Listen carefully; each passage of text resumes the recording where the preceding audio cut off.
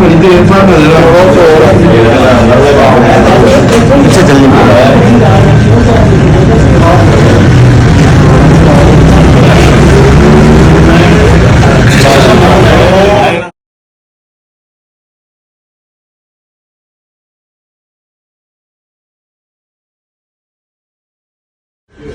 शेख साहब थोड़ी देर क्या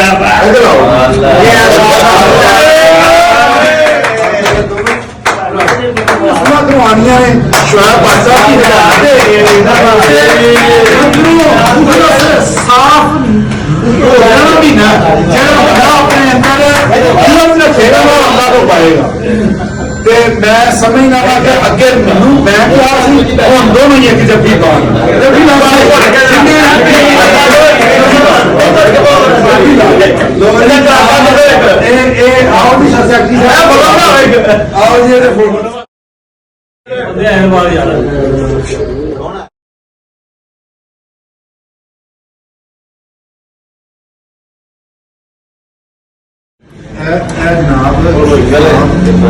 सिंगल पेपर है ना एक बंदे का दो पेपर है ना एक रिकॉर्ड है या ना फोन एक बुलाना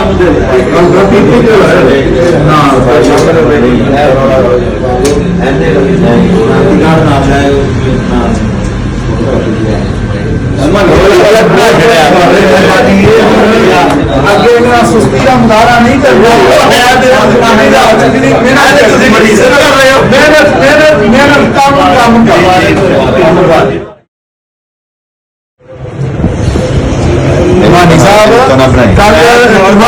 अपने जेहन दे विच रखना